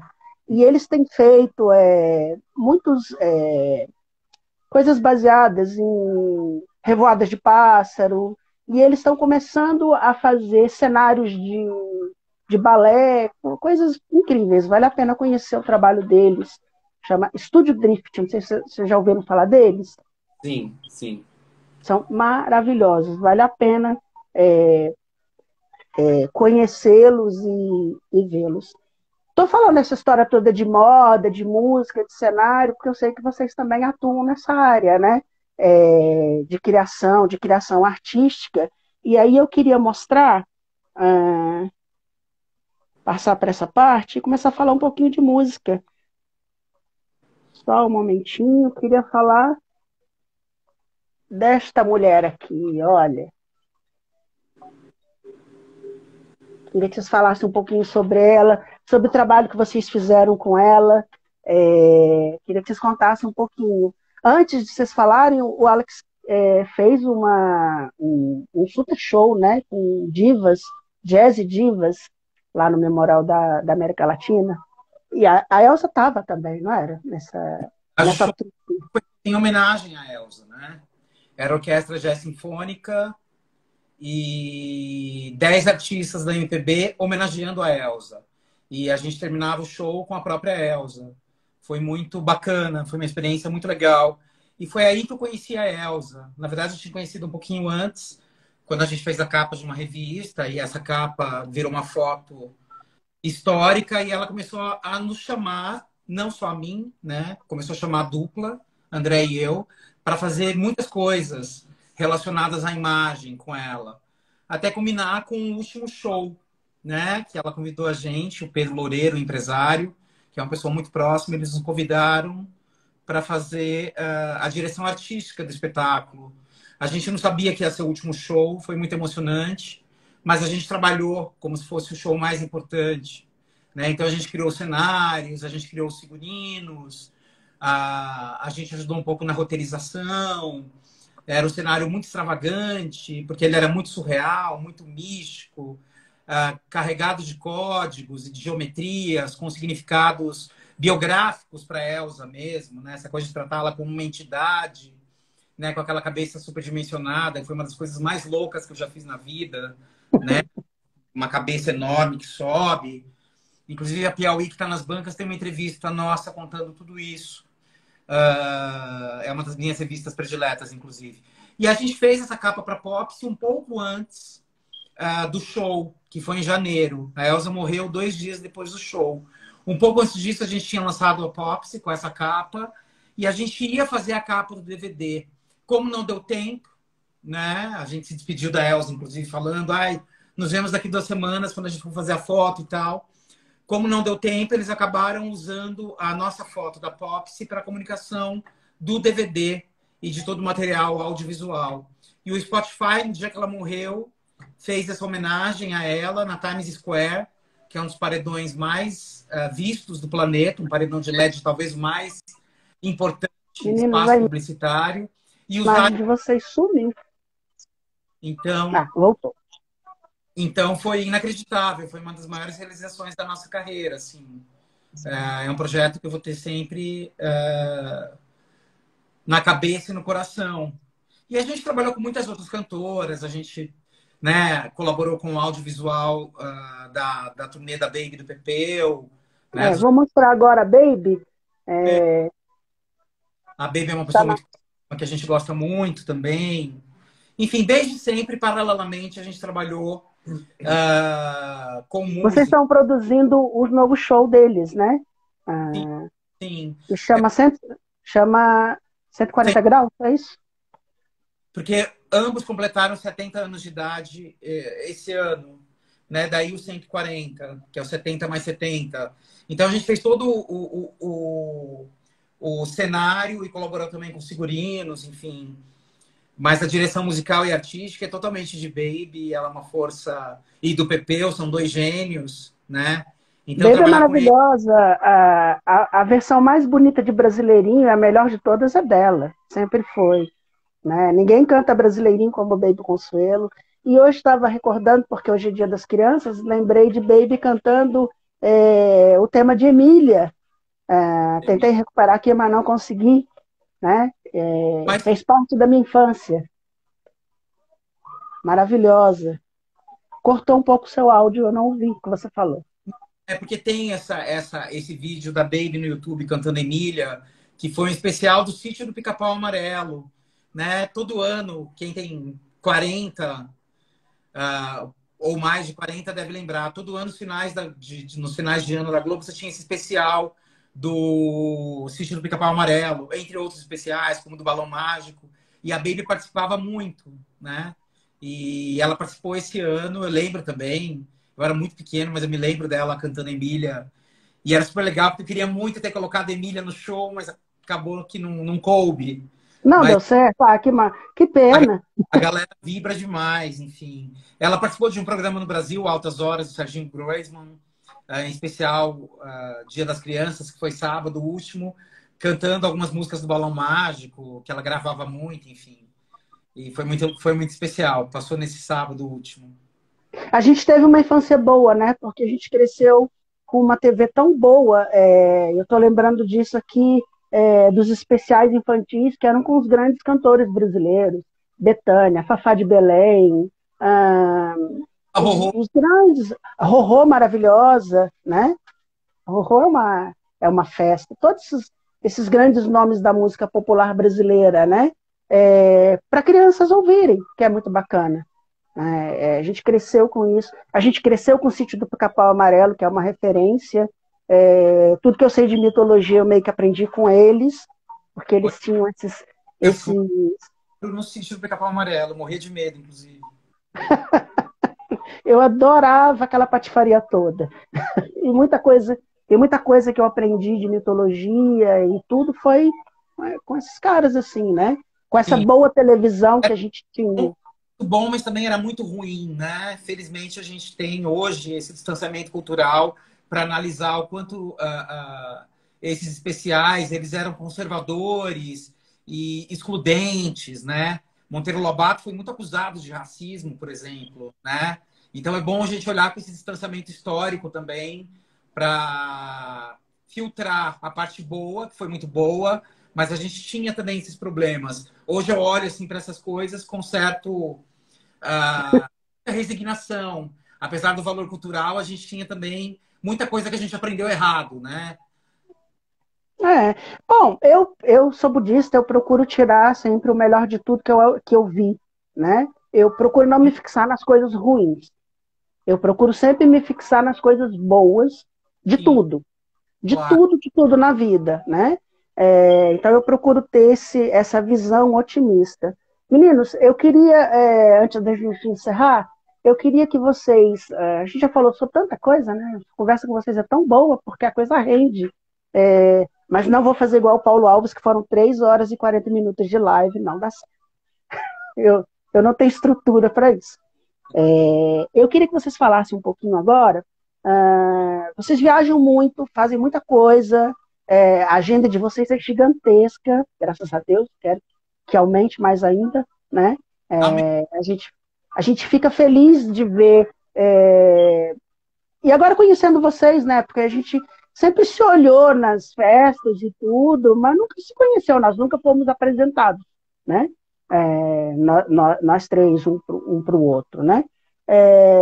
E a gente fica feliz de ver esse talento todo e minha admiração por vocês só cresceu, né? Tô seguindo tô seguindo os 3 perfis, tô acompanhando, tô lendo tudo que dá para ler, e vendo, acompanhando. Vim até que uma querida amiga, Marisa Lima, deixou um comentário, vocês responderam, que é uma paisagista talentosíssima aí de São Paulo, né? Que teve aqui em Londres, veio me visitar em Londres, nós tomamos um café juntos, ela veio, deu uma passada relâmpago em Londres e fez questão de vir me ver, que é já 10 anos que eu não vi a Marisa de perto, né? Assim, é uma pessoa muito querida, muito próxima a mim. Eu queria que vocês falassem o seguinte, eu tenho uma listinha no meu Google Maps, onde eu marco as coisas que eu quero ver, né? Então, por exemplo, em Londres eu marquei todas as instituições que eu queria ver, que eu queria conhecer, e as obras que você quer conhecer, né? Por exemplo, eu fui ver a Pedra da Roseta de perto, estudei aquilo a vida inteira e fui ver de perto, né? Vocês têm isso? O que está faltando para vocês verem, que está na listinha de vocês, na listinha dos desejos, para ver de perto? Filho, tanta coisa. Quanto mais a gente aprende da vida, mais a gente entende que a gente tem a aprender, né? É uma busca incansável. Eu tenho tanto a realizar, tanta coisa para conhecer, tanto lugar que eu nunca fui e que eu quero tanto ir. Eu nunca fui à Ásia, por exemplo. Tive muitas oportunidades e perdi todas, por conta de trabalho, enfim. Então, eu quero muito conhecer o Japão, quero muito conhecer a China. A gente realizou alguns sonhos, tipo, eu conheci a Austrália, conhecemos o Egito. Aliás, André e eu conhecemos vários países africanos em diferentes momentos da vida. A gente viajou muito, de fato. Mas eu tenho esses sonhos, particularmente. Eu sei que eu compartilho um deles com o André, que também é o Japão, mas eu tenho esses outros sonhos de conhecer a China, de conhecer a Indoásia, de fazer todo esse circuito do Vietnã. Os destinos exóticos me interessam muito. Eu tenho um lado Nat Geo, que é muito acentuado, porque eu adoro bicho, eu sou doente por bicho, o André também. Nossa casa, inclusive, aqui é um zoológico. E, então a gente tem muito a ver, tanto culturalmente quanto geograficamente, né? A gente tem essas paixões, esses desejos, essas vontades. Graças a Deus a gente realizou muitas delas, né? A gente conheceu os grandes museus desse circuito, Berlim, Milão, Londres, Nova York. Tudo isso a gente já mapeou e a gente já fez. A gente teve a grande dádiva também, por gostar muito de música, de poder se dar o luxo de viajar para assistir um show incrível. Por exemplo, como já aconteceu, o André me deu de presente de aniversário uma vez, a gente assistiu Aretha Franklin no Carnegie Hall. Maravilhoso, olha. Não, no Radio City Music Hall. E ver a Anita Baker, e ver outras lendas da film music, Patti LaBelle, que eu amo. Então a gente viajou muito para fazer esses programas culturais, ver muita peça na Broadway, que é uma fonte muito vigorosa de inspiração para quando a gente monta um espetáculo ou monta um cenário. Então essas viagens sempre estão no nosso radar, mas existem muitas outras para fazer.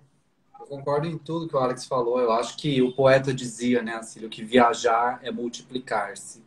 E toda vez que eu viajo, eu fui editor de uma revista de viagem também.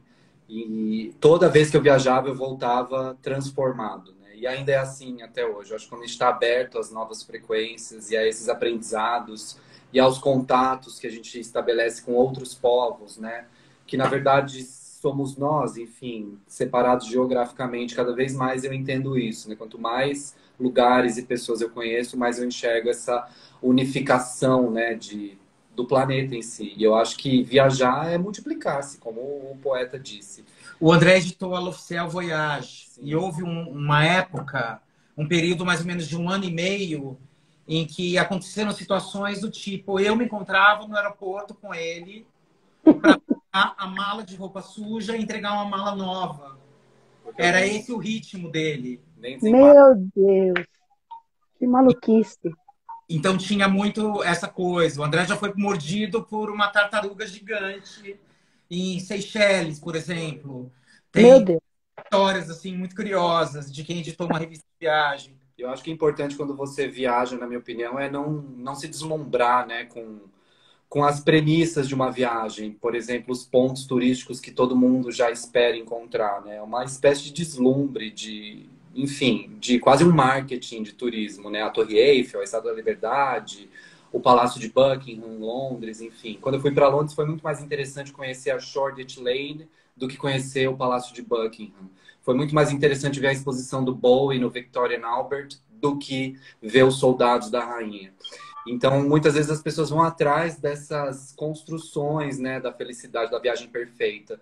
E, na verdade, quando você está num lugar, eu acho que você tem que se jogar, você tem que ir para a rua, você tem que explorar esse lugar, você tem que frequentar o que os locais frequentam, para entender essa essência, esse espírito, e se multiplicar, voltar multiplicado. E a gente adora se enfiar numa biboca, então a gente gosta de e tal. A gente gosta de conhecer noturna, então a gente gosta realmente, a gente deixa para dormir no Brasil, de fato. Muito bom. Aqui em Londres tem um projeto muito interessante que eles chamam de Candlelight. Eu não sei se vocês conhecem, já ouviram falar? São concertos de música erudita em igrejas, à luz de velas. É um negócio fabuloso. Acontece sempre no final do ano. É maravilhoso. Eu assisti uns 2 ou 3 aqui em igrejas diferentes. É um negócio que quem estiver em Londres nessa época do ano, eu aconselho. É das coisas mais bonitas que tem. São concertos, às vezes com cravo, às vezes acompanhado de balé. É bem interessante. É das coisas mais bonitas que eu já vi por aqui. Fora as outras coisas todas maravilhosas que tem aqui, que Londres todo dia é uma surpresa diferente, agradável. Né? Todo dia. Londres. A capital do mundo novo, Londres. Londres é maravilhosa, tanto a parte antiga quanto a parte mais nova, né? Eles conseguem fazer isso muito bem, né? Construir sem destruir o passado, isso é muito interessante. É uma coisa que eu tenho observado muito aqui, né? Essa conservação das coisas. Foi mais recentemente, mas faz muito tempo que eu não vou. Muitas saudades, inclusive. Aqui é tudo muito bom, eu gosto muito, muito mesmo. Bom, meninos, papo delicioso, Obrigado adorei ver vocês, nem contigo. que seja virtualmente. Quando for a São Paulo, vou tentar encontrá-los para a Vai gente ser bater um papo. A gente tem muita história para contar, dá para falar bastante coisa aqui. Eu queria que vocês deixassem, fizessem o comercial de vocês, deixassem as redes sociais de vocês, os projetos que vocês estão fazendo agora, as coisas novas que vão sair. Façam o seu comercial agora, a hora é agora. Bom, a gente está com uma agenda bastante tumultuada, graças a Deus. E quando você ama, Amém. faz, nem é trabalho, né? Então, o segredo de não trabalhar na vida é você fazer aquilo que gosta, né? Então, a gente realmente gosta. É difícil cansar, é difícil algo nos derrubar, porque a gente tem muito essa energia, né? Amanhã, por exemplo, a gente faz um bate-volta em Cuiabá, e é uma delícia. E na próxima semana a gente vai para Manaus, e é outra delícia. E aí depois a gente já está fazendo uma grande exposição, que eu não posso contar ainda, porque é surpresa. Mas tem show da Baby do Pepeu no AMB daqui um mês. Tem muita coisa boa rolando, né? Aí tem Miami, tem a segunda edição da Forbes Life que a gente está lançando no mês que vem também. Tem muita coisa boa acontecendo. E Bacana. a gente fez um post, o último post lá nos Decornautas, ele fala exatamente sobre isso, tudo que a gente está fazendo. Mas é sobre isso, Cília, é sobre gostar do que faz, como você gosta, e não ver a hora de parar. Que a gente não enxerga esse momento. Não existe essa coisa, esse plano de aposentadoria. Enquanto houver energia, a gente vai continuar fazendo de tudo um pouco e um pouco de tudo. Daqui a pouco você vira cineasta e aí faz um filme para contar essa história toda, É o plano né? de aposentadoria. Vamos nessa, vamos aproveitar, né? Meninos, deixa as redes sociais, @decornautas, né? A principal. Possam seguir o Decornal. O Alex tem a conta pessoal dele no Instagram, @AlexColontônio, Alex com 2 L's, Colontônio como se fala.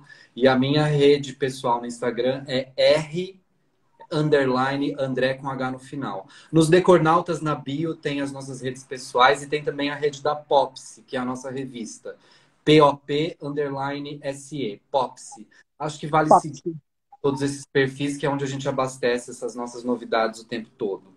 Olha, vale a pena seguir, gente, porque eu estou seguindo as quatro contas e eu estou me divertindo. Cada conta é um pouquinho diferente uma da outra, então eu estou me divertindo, estou lendo bastante, estou me atualizando, estou vendo umas coisas que eu não conhecia, e a gente vai trocando figurinha, né? No demais, eu tenho que só agradecer a vocês. Obrigado a você. Agradecemos. Muito bom ter vocês aqui, dois grandes editores brasileiros aqui. Com muito orgulho que eu trago vocês para cá, fazendo parte do meu projeto pequenininho, mas a gente só agradece, né?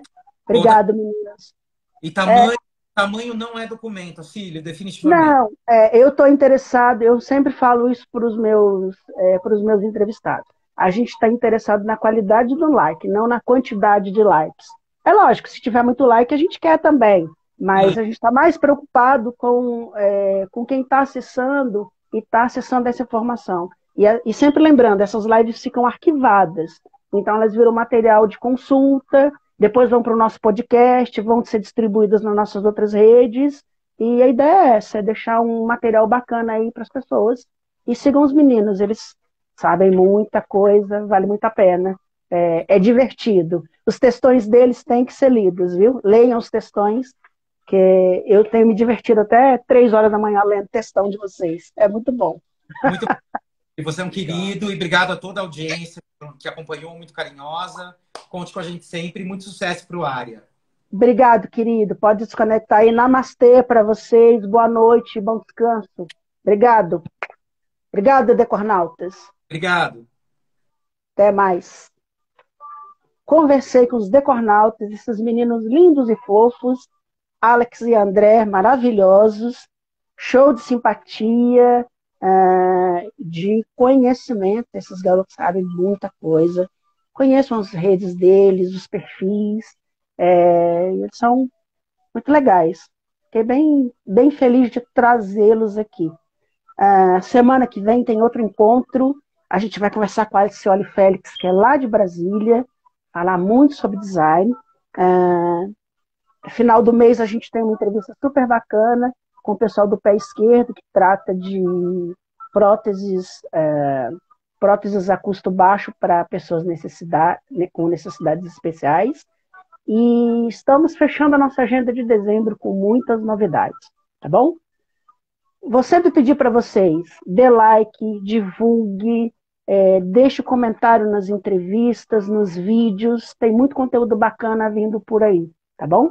Obrigada a vocês, boa noite, bom descanso para todo mundo, obrigado pela audiência, até semana que vem. Site Área, acesse essa ideia, assista essa ideia. Obrigado, namastê, boa noite.